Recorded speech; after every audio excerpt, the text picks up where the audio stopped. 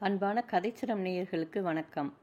இன்று நாம் மதிப்பிற்குரிய ராஜம் கிருஷ்ணன் அவர்களின் பெண் குரல் என்ற கதையை கேட்க உள்ளோம். கதை பிடித்திருந்தால் லைக் போடுங்க, சேனலை சப்ஸ்கிரைப் செய்து உங்களின் கருத்துக்களை மறக்காமல் பதிவிடுங்கள். வாங்க கதைக்குள் போகலாம். கனி 6. சுசிலா என்று மெதுவான குரலில் அவன் அழைத்தான். என் விழிகளில் தேங்கியிருந்த கண்ணீர் கீழே சிந்திவிடாதபடி அடக்கிக் கொள்ள முயன்றவளாக நான் அவனுடைய இரக்கம் மேலிட்ட முகத்தை நோக்கினேன். எப்போது வந்தீர்கள் என்று நான் கேட்க நினைத்த வார்த்தைகள் வெளியே வர மறுத்தன. அவனாகவே அதே தனிந்த குரலில், நான் அப்போதே வந்துவிட்டேன் சுசி. வரதன் இங்கு இருக்கும் போதே வந்துவிட்ட நான் திடுக்கிட்டு வெளியிலேயே நின்றிருந்தேன். இந்நேரம் நீ கீறிச்சிட்ட போது நான் உள்ளே நுழைந்திருப்பேன். ஆனால் அடுத்த வினாடியே அவன் வெளியே வந்ததை கண்ணுற்று விட்டேன். என்னை கவனியாமலே அவன் சென்றான். ராமநாதன் எங்கே போயிருக்கிறார் சுசி என்று கேட்டான். நான் ஒரு கணம் திடுக்கிட்டு போனேன். அப்போதே யாரோ ஆளர்வம் கேட்டது போல் இருந்ததே. உணர்ச்சி வசப்பட்டு ஏதேதோ பேசிய வரதன் தான் கவனிக்கவில்லை என்றால் குழம்பிய நிலையில் இருந்த நானும் பிரம்மை என்று எண்ணினேனே. அவன் கேள்விக்கு என்னால் பதில் கூற முடியவில்லை. வெறித்து பார்த்தேன். கன்னங்களில் வழிந்த கண்ணீர் காய்ந்து தோலை இழுத்தது. பேச்சு, சிந்தனா சக்தி எல்லாம் எனக்கு தடைப்பட்டு விட்டன போல இருந்தது. சுசிலா என்று மறுபடியும் அவனுடைய வாஞ்சித்ததும் குரல் என் செவிகளில் விழுந்தது. நான் மீண்டும் அவன் முகத்தை நிமிர்ந்து நோக்கினேன். ஆம், அவனுடைய முகவிலாசம் எனக்கு நடுக்கத்தை உண்டு பண்ணவில்லை.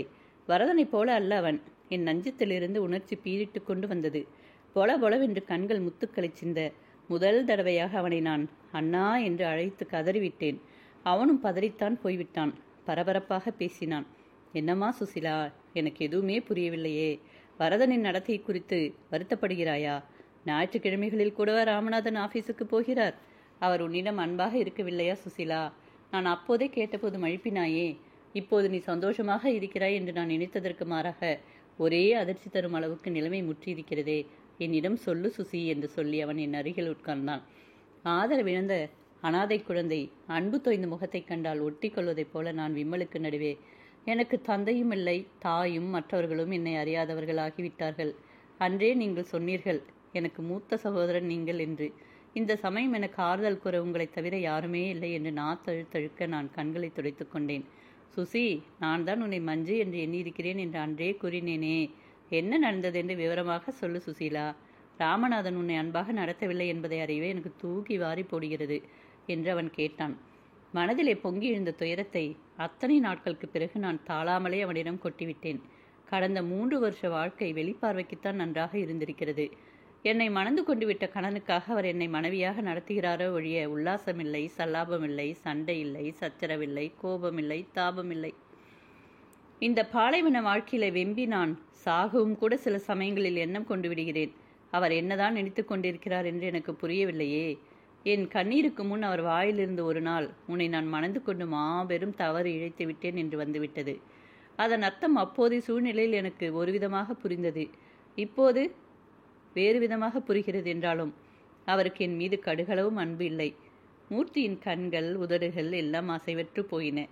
என்னை பார்த்து கொண்டே மனதில் எழுந்த பிரமிப்பை சமாளிக்க வகையறியாமல் திண்டாடி கொண்டிருந்தான். நான் தொடர்ந்தேன். என்னை நீங்கள் தவறாக நினைக்க மாட்டீர்கள். வரதன் நடந்து கொண்ட முறையும் பேசிய முறையும் தவறுதான். ஆனாலும் அவன் கூறிய சில விஷயங்கள் முற்றும் உண்மை என்று எனக்கு தோன்றுகிறது. என்னுடைய உணர்ச்சிகளையும் விருப்பு வெறுப்புகளையும் கொஞ்சமாவது அறியும் இயல்பினராக அவர் இருந்தால் என் வாழ்வு சீர்பட நம்பிக்கை இருக்கும். நான் அவரை அந்த காலத்திலே என் இருதய பீடத்திலே அமர்த்தி கிடைத்தற்கரிய கணவர் என்று போற்றினேன். அவர் என் மீது கரை காணாத காதல் கொண்டிருக்கிறார் என்று நம்பி அவருக்காக எந்த விதமான தியாகத்தையும் செய்ய சித்தமாக இருந்தேன். என் நம்பிக்கையை ஒரே வெட்டாக வெட்டி வீழ்த்திய அவர் இந்த நாட்கள் என் மனதை உடைத்து விட்டார். சித்திரவதையும் விட கொடியதான இந்த மனோனோவை சகிக்க முடியாமலேதான் நான் ஆறுதலை நாடி என் சங்கீத அறிவை கொண்டு வேறு பாதையிலே செல்லலானேன். அதிலே வரதன் வந்து இப்படி குறுக்கிடுவான் என்று நான் எண்ணியிருக்கவே இல்லையே. அவன் பேசியவற்றை நீங்கள் கேட்டிருப்பீர்களே என்று கேட்டவாறு நான் படபடப்பை தனித்து கொள்ளும் வகையில் சற்று நிறுத்தினேன். இதற்கு முன் இந்த வகையில் அவன் பேசியிருக்கிறான சுசி என்று மூர்த்தி சட்டென்று கேட்டான். அவன் கேள்வி ஏனோ எனக்கு தனதரப்பை கொடுத்தது. என் மனம் ராமநாதனின் மனைவி என்ற வரையறையிலிருந்து நழுவும் வகையில் ஆட்டம் கண்டிருக்கும் என்பதை அவன் ஊகித்து கொண்டு விட்டானா என்ன? எத்தனை உறுதியான கற்கோட்டையாக இருந்தாலும் காவலாளிகள் சரியாக இல்லை என்றால் பகையாளி உள்ளே நுழைந்துவிட சுலபமாகி விடுகிறதல்லவா? அவர் மனைவிதான் நான்.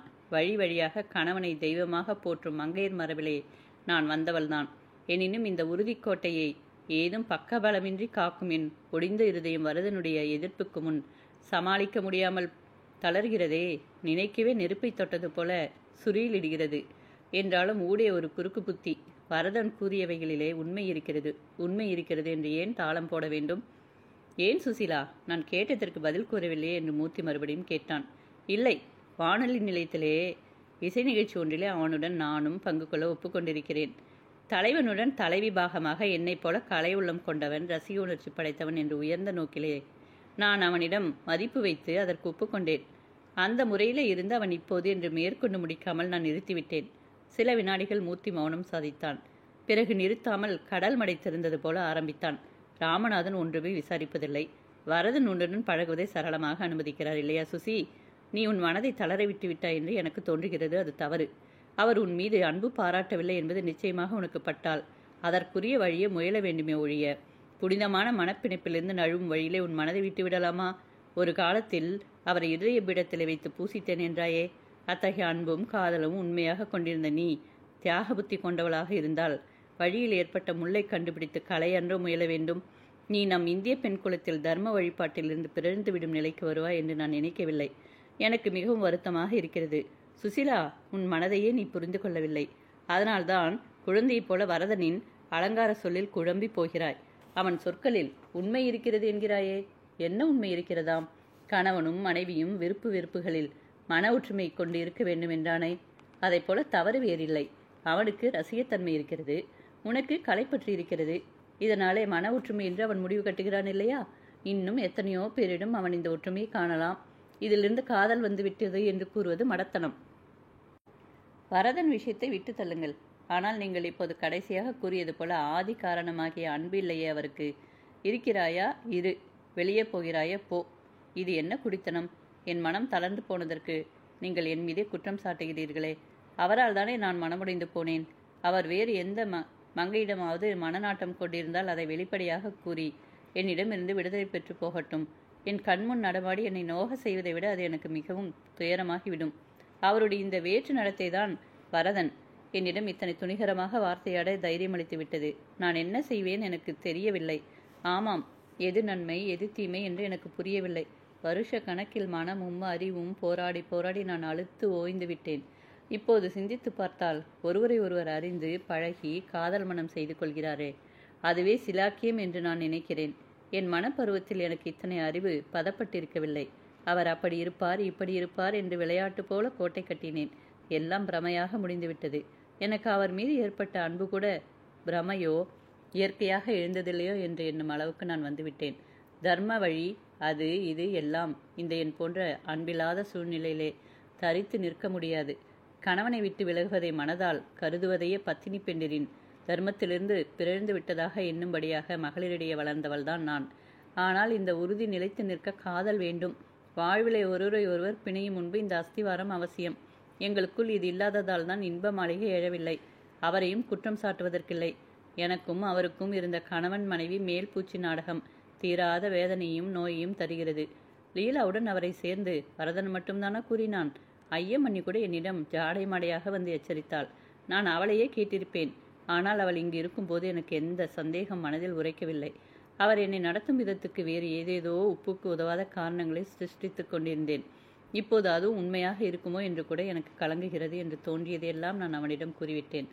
வார்த்தைகளை முடித்த பின் தான் சற்றென்று மனதிலே அவனிடம் ஏன் இப்படியெல்லாம் கூறினோம் என்று வெட்க முட்டுக்கட்டை போட்டது. கன நேர நிகழ்ச்சியிலே மனதில் பட்டதையெல்லாம் பொழிந்து விட்டேனே. அப்படித்தான் என்ன? அவன் அனுபவமுற்றி வாழ்க்கையில் அடிபட்டவனா? எனக்கு தெரிந்து லீலாவை ஏமாற்றிவிட்டு செல்வத்திலும் அந்தஸ்திலும் மோகம் கொண்டு ஹேமாவை மணக்க முற்பட்டவன். பெண் புத்தி பின் புத்தி என்பது ஒவ்வொரு தடவையிலும் மெய்யாகும்படி நான் நடந்து விடுகிறேனே. ஆனால் அவன் மீது லீலா விஷயமாக என்ன கோபம் எழுந்தாலும் கடுமையான வார்த்தைகள் கூற வேண்டும் என்று எண்ணியிருந்த போதிலும் சமயத்தில் மறந்துவிட்டனவே. அவன் வாஞ்சித்ததும் முகத்துக்கு முன் என்னை அறியாமல் ஏனோ பாசம் இழுக்கிறது. அவனை சகோதரனாக அங்கீகரத்தில் மனபலு குறைந்து விட்டது போல ஏனோ நான் ஆறுதல் காண வேண்டும். இந்த பிறப்பில் இல்லாத இரத்த பந்தம் முற்பிறப்பில் இருந்ததோ? மனசுமை ஓர் உறுதியுடன் இறக்கிவிட்டேன். உறுதியுடன் ஒரு செயல் பிரிந்தால் பின்பு தடுமாறக்கூடாது. அடுப்பு எரியவில்லை என்று விறகு இழுத்து மாற்றிக்கொண்டே இருந்தால் நெருப்பு எப்படி பிடிக்கும்? எனக்குள்ளேயே அது சரியில்லை இது சரியில்லை என்று குழும்புவதில் என்ன பயன்? இத்தனை நேரம் வாய் திறவாமல் யோசனையில் ஆழ்ந்திருந்த மூர்த்தி, சுசிலா, நான் ஒரு தரம் அல்ல 10 தரம் சொல்லுகிறேன், உன் மனதை நீ புரிந்து கொள்ளவில்லை. ஏமாற்றத்தாலும் நிராசையாலும் ஆடி போயிருக்கிறாய். அதனால்தான் அவரிடம் நான் அன்பு கொண்டது பிரம்மை என்கிறாய். முதலில் நான் உன்னை ஊருக்கு அழைத்து வந்தபோது ராமநாதனின் பேச்சு எடுத்தாலே உன் மனம் விம்மியதை முகம் எப்படி காட்டியது என்பதை இன்னும் என் நினைவில் வைத்திருக்கிறேன். ஆச்சரியமாக கூட இருந்தது எனக்கு. அப்படி இருந்த நீ இன்று எப்படி என்னிடம் விவாதிக்கும் நிலைமைக்கு வந்துவிட்டாயே? உன்னை மணந்தது ஏன் தவறு என்று நீ கேட்டாயா சுசி என்று என்னை கேட்டு மடக்கினான். நான் ஆத்திரத்துடன் பதிலளித்தேன். கேட்க வேண்டுமாக்கும். அன்று பகல் அவர் மதனி என்னை கடிந்து கொள்ள மனஸ்தாபம் நேரிட்டிருந்தது. என் கண்ணீரை கண்டதும் தமையனுக்கும் மதனிக்கும் கடமைப்பட்டிருந்த அவரை பிளவு ஏற்படும் வகையில் நான் குறுக்கிட்டு வந்திருக்கிறேன் என்று உணர்ந்து அப்படி சொன்னார் என்று நம்பினேன். இதெல்லாம் நான் ஏன் சுற்றி வளைக்க வேண்டும்? உண்மையாக அவர் காதல் உள்ளம் படைத்தவராக இருந்தால் நான் மாபெரும் குற்றம் செய்தாலும் மன்னித்து விட மாட்டாரா? நான் ஏமாந்தேன். வாழ்விலை பெரும் தோல்விதான் என் பாக்கியம். அவர் ஒரு நாளின் பெரும் பகுதியை வெளியிலே கழித்து விடுகிறார். எங்கே போகிறார், என்ன செய்கிறார், என்னைப் போல வேதனைப்படுகிறாரா என்பதெல்லாம் எனக்கு தெரியவில்லை. ஆனால் அதே வகையில் நானும் இருக்க முடியாது என்பதை இதோ வரதனுடைய குறுக்கீடே காண்பித்து விட்டது. நான் அவரிடமிருந்து விலகி வாழ்வதை யாருமே ஆதரிக்க மாட்டார்கள். ஏன், என்னை பெற்ற தாயே ஒப்புக்கொள்ளாமல் இடிப்பாள். பெண்ணாக பிறந்தவள் புருஷனுடைய எத்தனைய கொடுமைக்கும் என்றென்னும் அடிபணிந்து தலை கொடுக்க வேண்டியதுதான் என்ற மனப்பான்மையில் ஊறிய அவள் நானும் அப்படி இணைந்து போக வேண்டும் என்றே விரும்புகிறாள். அதுபோல் அவரிடம் சரணாகதி அடைந்துவிட என்னால் முடியவில்லையே. பூமிக்கு வெகு அடியிலே மறைந்து கிடக்கும் தண்ணீரை கூட பாறைகளை பிளக்கும் வெடிகளும் மனிதனுடைய இடைவிடாத தோண்டுதலும் காண்பித்து கொடுப்பதில்லையா? அப்படி அறியாமையும் என்னை நானே தாழ்த்தி கொள்ளும் வறுமை மனப்பான்மையும் என்னுடைய கொஞ்சம் சுயமதிப்பை கூட மூடிவிட்டிருந்தன. ஆனால் வெடிமருந்துகள் போன்று என் நாட்களிலே எனக்கு ஏற்பட்ட அதிர்ச்சிகளும் அவமதிப்புகளும் எனக்கும் சுயமதிப்பு உண்டு. அன்புக்கு அடிபணியலாமே ஒழிய ஆணவத்திற்கு அசையக்கூடாது என்ற விழிப்பை வெளிக்கொணர்ந்து விட்டனவே. அது வலிய போய் அவரிடம் சரணடைய ஒட்டாமல் தடுக்கிறதே. புரியாத விஷயத்தை நேரிலேயே கேட்பது சரணாகதி அடைவது என்ற அர்த்தமா? சுசி, உன் மனம் தெரிந்து விட்டதற்கு வருத்தப்படுகிறேனே ஒழிய உன்னை நான் குற்றம் சாட்டவில்லை. நீ கேட்க வேண்டாம். எனக்கு தெரிந்து விட்டது. நானே ராமநாதனிடம் நேராக கேட்டு விடுகிறேன். லீலாவை பற்றிய வம்புகளிலே எனக்கு சிறிதும் நம்பிக்கை எழவில்லை என்றாலும் நீ கூறும் மாதிரி அவன் தொண்டை கரகரத்தது. என்னால் வாளா இருக்க முடியவில்லை. லீலாவின் கடிதம் நினைவில் வந்தது. எனக்கும் லீலாவை அப்படி நினைக்கவே மனம் கூசுகிறது.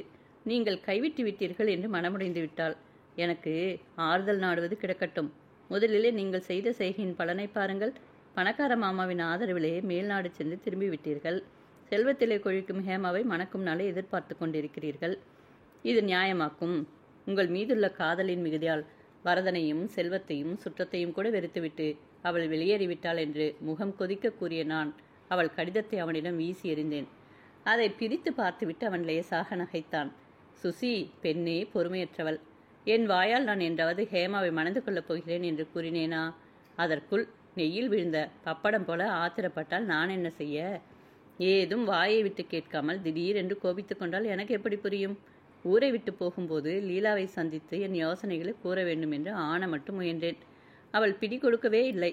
எனக்கும் வேறு சந்தேகம் தட்டியது. ராமநாதன் அவளை அடிக்கு ஒரு முறை மிஸ்ஸஸ் வரதன் என்று பட்டம் கட்டி அழைத்தாரே, அவர்கள் விருப்பத்துக்கு வளைந்து போகக்கூடிய நிர்பந்தமாக்கும். அதனால்தான் அவள் முகம் எனக்கு கொடுக்கவில்லையாக்கும் என்று எனக்கு விரக்தி உண்டாயிற்று. நான் புறப்பட்டு செல்லும்போது மனம் என்ன பாடுபட்டு போனேன் என்பதை அறிவாள் அவள். மாமா மாமியிடம் உங்கள் வருங்கால மாப்பிள்ளையாக நான் இருக்கிறேன் என்று வாக்குறுதி கொடுத்துவிட்டு பண உதவி பெற்றுக்கொள்ளவில்லையே.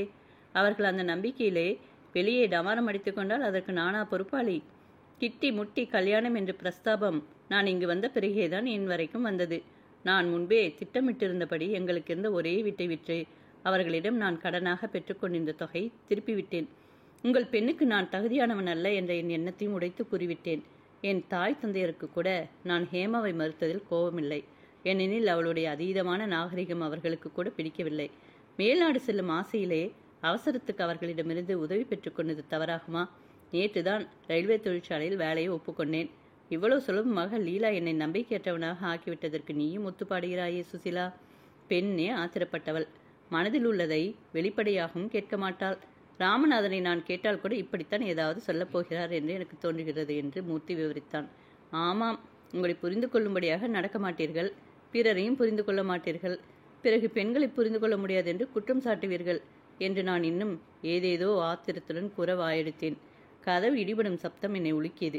திடுக்கிட்டு திரும்பிய நான் அறை முழுவதும் பார்த்தேன். நான் இழுத்து தாழிட்டிருந்த முன்னரை கதவுதான் உட்புறம் இருந்து இடிபட்டது. தீப்புண்டை மிதித்தவள் போல நான் பேச்சு முச்சென்று நிற்கையிலேயே மூர்த்தி, என்ன சுசி, ராமநாதன் ஆபீஸுக்கு போய்விட்டார் என்றாயே, உள்ளே யார்? அவரை வைத்தா தாழிட்டா என்று கேட்ட வண்ணம் கதவை திறந்தான். கூர்மையான பார்வையை என் மீது பதித்த கனிந்த விழிகளுடன் என் கணவர்தான் அரை வாயிற்படியிலே நின்றார். என்னுள்ளே ஒரு பிரளயம் வந்துவிட்டது போல இருந்தது. அவர் எல்லாவற்றையும் கேட்டிருப்பார். கேட்டிருக்கட்டுமே. ஒரு நாள் இல்லாது போனால் ஒரு நாள் துயர் தாங்காமல் நான் உடைத்தெறிந்துவிட காத்திருந்தேனே. தானாகவே இன்று சந்தர்ப்பம் வந்துவிட்டது. நான் என்ன முயன்றாலும் அவர் மீது கனலை வளர்த்து கொள்ள, அவருடைய அநீதிகளை எவ்வளவுதான் துணை தேடினாலும் அவரை நேருக்கு நேர் காணும்போது ஏனோ குற்றவாளி போல நான் தலைகுனிகிறேன். தைரியமாக நேருக்கு நேர் ஊதாசனம் செய்ய என் உள்ளம் மறுப்பானேன்.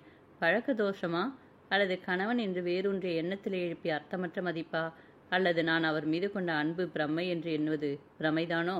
தூங்கினீர்களா என்ன? நீங்கள் ஆபீஸுக்கு போய்விட்டீர்கள் என்று சுசி கதவை சாத்தி தாழிட்டு விட்டாள் என்று மூர்த்தி கலகலவென்று ஒலிக்க நகைத்தான். புது நடுக்கம் ஒன்று என்னுள்ளே புகுந்து கொண்டு அவர் முன் என்னை அசல் குற்றவாளியாக ஆக்கியது. அவர் வீட்டில் இல்லாததை நான் வரவேற்பது போலவும் வரதனை நான் எதிர்பார்த்திருந்தது போலும் என் செய்கை ஒருவேளை அவருக்கு கற்பித்திருக்குமோ? என்ன அசிரிதை எனக்குத்தான்! கதவை திறந்து பார்த்துவிட்டு தாழிட மாட்டேனோ? ஏன், அவர்தான் ஆகட்டும். வரதன் வந்து அத்தனை நேரம் முறை தவறி பேசியிருக்கிறான். மூர்த்தி வந்து வேறு இவ்வளவு நேரம் ஆகிவிட்டது. குரல் கேட்டவுடனேயே கதவை இடிக்க மாட்டாரா? என்னை சோதிக்க திட்டமிட்டது போல பேசாமல் மூச்சு காட்டாமல் இருந்திருக்கிறாரே. எல்லாம் நன்மைக்கே என்ற அறிவுரை எனக்கு இப்போது நினைவுக்கு வருகிறது. நான் ஆபீஸுக்கு போய்விட்டேன் என்று சுசி நினைத்ததும் நல்லதாகவே ஆகிவிட்டது. போவதாகவே இருந்தது. உள்ளே இருந்து துணி துவைக்கும் சத்தமும் மாவரைக்கும் சத்தமும் காதலே விழுந்து தூங்க இடைஞ்சல் விளைவிக்கிறது என்று கதவை சாத்தி கொண்டு படுத்தேன். அப்படியே தூங்கியிருக்கிறேன். சுசிலா தாழிடுவது எனக்கு தெரிந்திருக்கவில்லை. வரதனின் பேச்சு குரலை வீழ்த்து கொண்டு விட்ட நான் ஜன்னல் வழியே நீ உள்ளே செல்வதையும் கவனிக்க நேர்ந்துவிட்டது என்று நிறுத்திய அவர் என் அருகில் வந்து அமர்ந்து என்னை நோக்கி புன்னகை பூத்தார். பொங்கி வந்த அவமானத்தால் எழும்பிய ஆத்திரத்தை அடக்கி கொண்டு நான், அதுதான் வேண்டுமென்றே வெளியே என்ன பேசுகிறார்கள் என்று கேட்க உளவறியும் நாடகம் ஆடினீர்களாக்கும். என் மனதை முறித்து இத்தனை கோடத்திற்கு கொண்டது போதாது என்று இந்த விதத்திலும் இவள் என்ன செய்கிறாள் பார்க்கலாம் என்றுதானே நெஞ்செழுத்தத்துடன் உட்கார்ந்திருந்தீர்கள் என்று கேட்டதும் குபீரன் அழுகை வெடித்து கொண்டு வந்தது எனக்கு. நான் சற்றும் எதிர்பாராத விதமாக அவருடைய கரம் என் முகத்தை மூடியிருந்த கைகளை அகற்றியது. நான் செய்த எத்தனையோ தவறுகளுடன் அறிந்து செய்த இந்த தப்பையும் மன்னித்து கொண்டு விடு சுசி. நான் அப்படி உடனே கதவை திறந்து கொண்டு வந்திருந்தால் இவ்வளவு தெளிவாக எது வைரம் எது கண்ணாடிக்கல் என்று புரிந்திருக்காது. வரதன் குரல் மட்டும் கேட்டு மூர்த்தியின் குரல் கேட்காமல் இருக்கவே அவனும் என்னைப் போல வெளியே நிற்கிறான் என்று அறிந்து கொண்டு முதலில் பேசாமல் இருந்தேன். என் துடிக்கும் அவளை தடை கட்டி கொண்டு நான் மறைந்திருந்ததற்கு உங்கள் தூய உள்ளம் எனக்கு வெளிப்பட ஏதுவாக இருந்த சம்பாஷணையை நான் முழுவதும் கேட்க விரும்பியதுதான் காரணம் சுசிலா. என்னை காணும் போதெல்லாம் நீ ஒரு சுத்த மடையன் என்று அடைமொழி இல்லாமல் வரதன் பேச மாட்டான். நான் மடையன்தான். சந்தர்ப்ப கோளாறுகளால் நிகழ்ந்த சம்பவங்களை சரியாக புரிந்து கொள்ளாமல் ஆதாரம் இல்லாத பிரமை ஒன்றில் மூடிப்போய் என்னையும் வருத்தி கொண்டு உன்னையும் குலைத்தேன் என்றார். என் உள்ளம் புல்லரித்தது. நிஜம்தானா நடப்பது என்று பிரமிப்பிலே அசைவற்று சிலையானேன். மறுபுறம் மூர்த்தியிடம் திரும்பினார். என் பிரமை திரையை நீ அகற்றியவன் மட்டுமல்ல மூர்த்தி, எனக்கு சரியான புத்தி புகட்டி விட்டாய். உள்ளன்பு பரிணமிக்கும் போது பிறருடைய வம்புகளில் மிதக்கும் செய்திகளில் நம்பிக்கை குறைவுக்கு இடம் கொடுக்காத உயர்ந்த மனம் படைத்த உன் முன் உண்மையை கூறவே எனக்கு கூசுகிறது என்று புதிர் போட்டார். என்ன சுசிலா இது? அவர் மீது நீ அத்தனை குற்றம் சாட்டினாய்.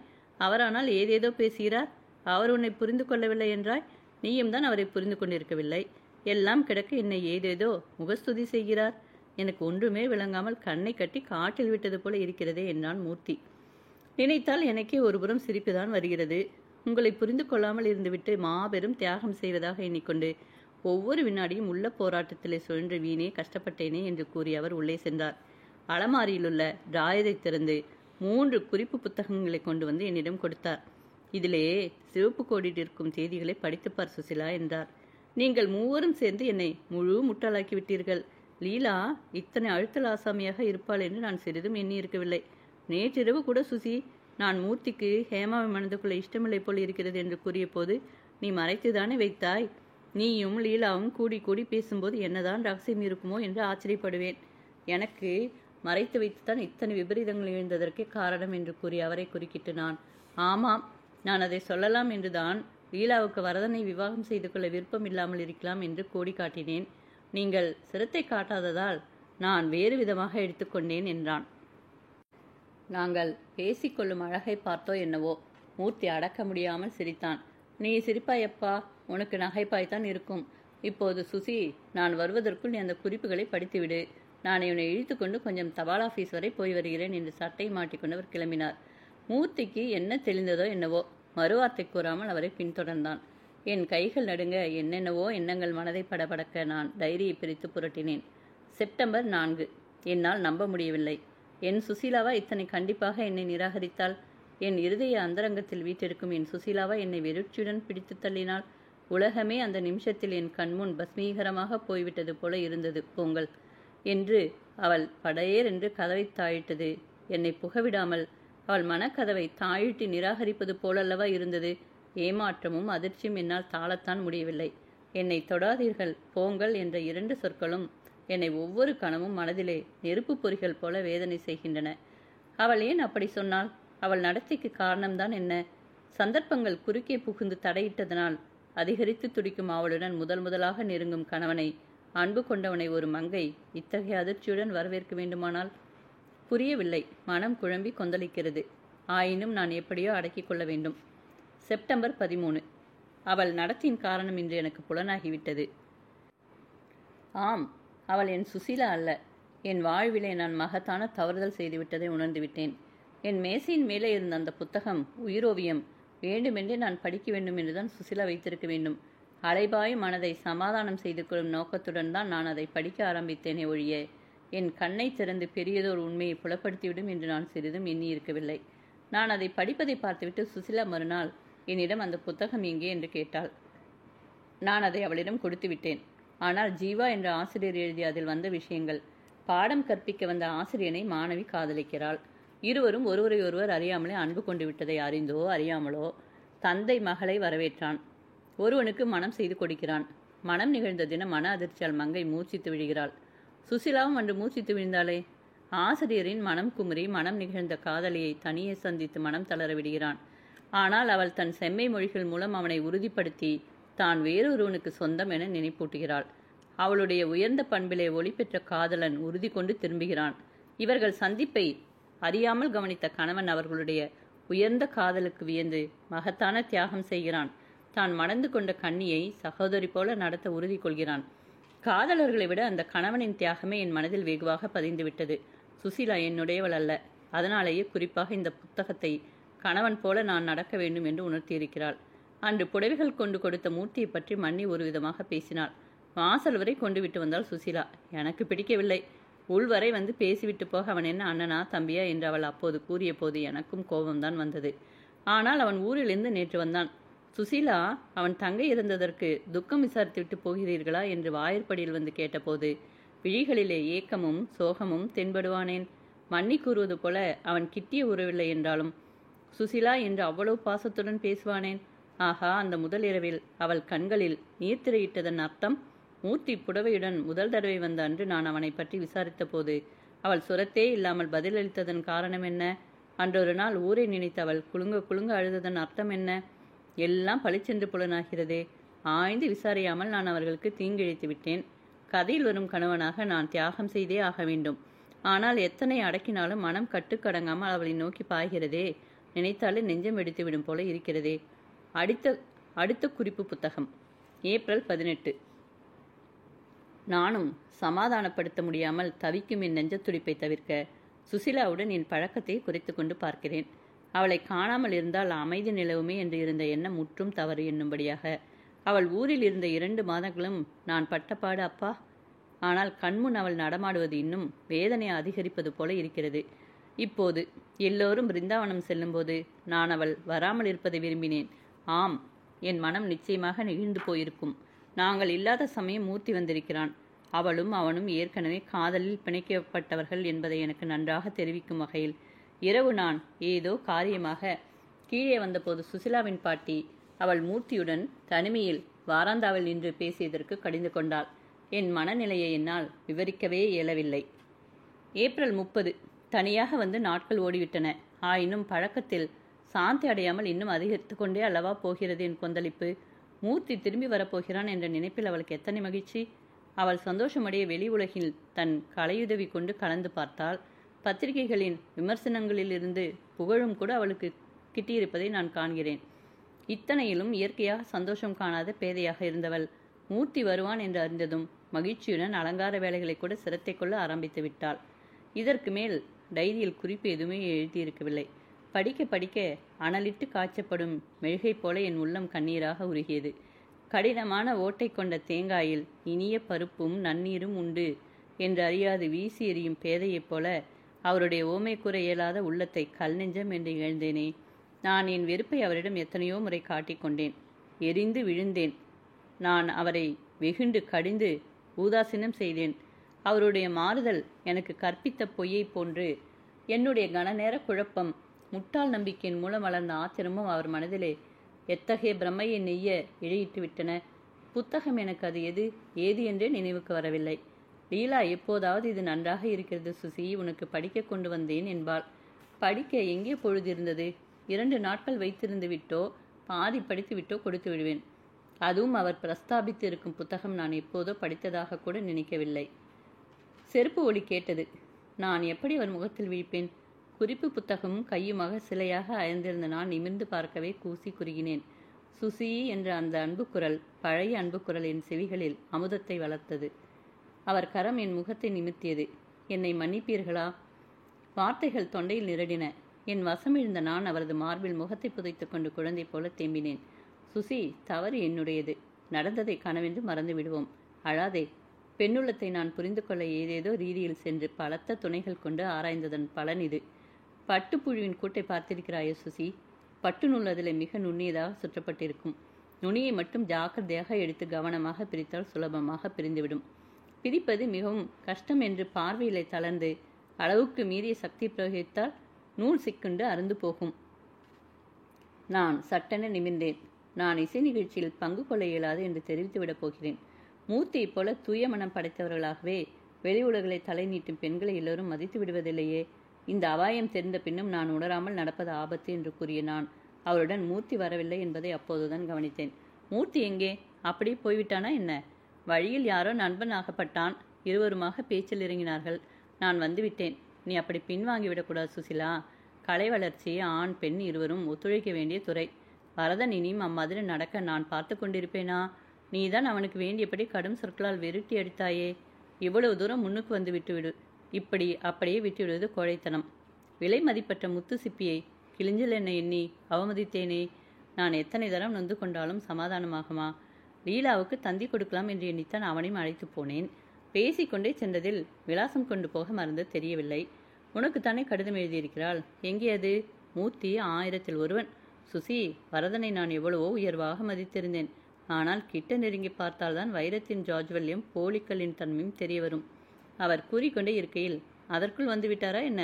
தெருவிலேயே என்னை நிற்க வைத்துவிட்டு குடுகிடு என்று வந்துவிட்டார் சுசி.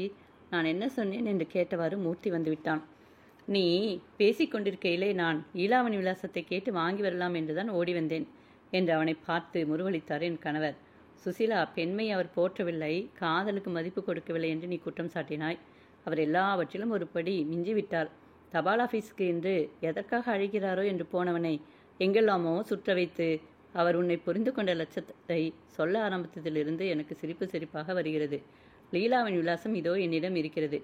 என்னிடம் கேட்காமல் அதற்காக சுசியிடம் ஓடி வந்தீர்களாக்கும் என்று சட்டை பையிலிருந்து நான் கொடுத்த அவள் கடிதத்தை எடுத்து காட்டிய மூர்த்தி, நீங்கள் ஞாயிற்றுக்கிழமையும் தானுமாக இன்று தந்தி கொடுக்கவா கூப்பிட்டீர்கள்? கோபித்து கொண்டு காசி யாத்திரை சென்றிருக்கும் பெண்ணை புது நாளைய மாப்பிள்ளையாக லட்சணமாக நானே அடுத்த வாரம் போய் அழைத்து வரப்போகிறேன். நாங்கள் இருவரும் அவனுடன் சேர்ந்து மனம் விட்டு நகைத்தது. அறையிலே கலகலவென்று ஒலித்தது. இசையுலகில் சுடர்விடும் நட்சத்திரமாக ஒளிரும் ஸ்ரீமதி சுசிலா ராமநாதன் ஏற்கனவே எனக்கு பழக்கமானவள் என்பதை எப்படியோ அறிந்திருந்த பெண்கள் சங்க காரியதரிசி அவள் கோடைக்காக உதகை வந்திருக்கிறாள் என்று அறிந்ததிலிருந்து சங்கத்தின் கட்டிட நிதிக்காக உதவும் ஒரு சங்கீத கச்சேரிக்கு ஏற்பாடு செய்ய கோரி என்னை தொந்தரவு செய்தாள். எனவே நான் சுசீலாவை தேடிப்போனேன். நான் எங்கள் சங்கத்தை பற்றி அவளிடம் பேச ஆரம்பித்ததுதான் தாமதம். கோபம் அவளுக்கு அசாத்தியமாக வந்துவிட்டது. பெண்கள் முன்னேற்றத்திற்காக கைப்பையை தூக்கி கொண்டு வீடு வீடாக ஏறி இறங்கி உதவி கச்சேரிக்கு டிக்கெட் விற்பனை செய்து உழைக்கும் பெண்கள் திலகங்களில் நீயும் ஒருத்தியா என்று எடுத்த எடுப்பில் அவள் கேட்டதும் நான் அயர்ந்து போய்விட்டேன். அவள் அத்துடன் விடவில்லை. ஒரு குடும்பத்தில் இருக்கும் பெண்கள் ஏற்றத்தாழ்வு மனப்பான்மைகளை களைந்து ஒற்றுமையுடன் குடும்ப படகை வலித்துச் செல்வதுதான் பெண்களின் முன்னேற்றத்தில் முதல் முக்கியமான அம்சம் என்று தெரியுமா உங்களுக்கு? வெளி உலகில் வந்து ஆண்களுடன் சரிசமமாக போட்டியிடும் நீங்கள் அப்படி பழகும்போது ஏற்படும் சுழல் போன்ற அபாயங்களில் அகப்படாமல் பெண்கள் தாங்கள் தேர்ந்தெடுத்து கொண்டிருக்கும் துறைகளிலே முன்னேற வழி சொல்வீர்களா என்றெல்லாம் ஆவேசமாக அடுக்கிக் கொண்டு போனவள் விடு விடு என்று உள்ளே சென்று ஒரு காகிதக்கற்றை கொண்டு வந்து என் முன் போட்டாள். இதை படித்துப்பார். பொய்யும் புனை சுருட்டுமாக நீயும் எழுதுகிறாயே, இந்த கதையை படித்துவிட்டு எப்படி இருக்கிறது என்று சொல்லென்றாள். அந்த கதைதான் பெண் குரல். ஒரே மூச்சில் படித்து முடித்துவிட்டு நான் மறுநாளை சுசீலாவை தேடிப்போனேன். என்னை கண்டதுமே வேலைக்காரன் ஒரு கடித உரையை நீட்டி, அம்மாவும் ஐயாவும் காலமே மைசூருக்கு புறப்பட்டு போனாங்க, உங்களிடம் இந்த கடுதாசை கொடுக்க சொன்னாங்க என்றான். நான் பரபரப்பாக உரையை கிழித்து கடிதத்தை எடுக்கப் போனேன். ஒரு திருமண அழைப்பிதழ் கீழே விழுந்தது. அழைப்பிதழின் முகப்பிலே ஹேமா சிரஞ்சீவி வரதராஜன் என்று ஆங்கில எழுத்துகள் மின்னின. வியப்புடன் கடிதத்தை பிரித்தேன். கல்யாணத்துக்குத்தான் புறப்பட்டு போகிறோம். நாளது ஜூன் 10ஆம் தேதி மணமக்கள் இங்கு வருகிறார்கள். வரவேற்பு வைபவத்துக்கு அவசியம் வந்து சேர். பெண் குரலில் நீ சந்தித்த மூர்த்தி, லீலா மற்றும் எல்லோரையுமே அநேகமாக நீ நேர் அறிமுகம் செய்து கொள்ள முடிவதுமின்றி பிரபல டென்னிஸ் நட்சத்திரமான ஹேமாவும் வரதனும் காதல் மனம் புரிந்து கொள்வதற்கு காரணமான விவரங்களையும் அறிய முடியும். அதற்கு கண், காது, மூக்கு வைத்தாயானால் ஒரு கதையாகுமே உனக்கு என்று சுசீலா எழுதியிருந்தாள். நான் உள்ளூர நகைப்பும் மகிழ்ச்சியுமாக வீடு திரும்பினேன். கதை இத்துடன் முற்று பெற்றது.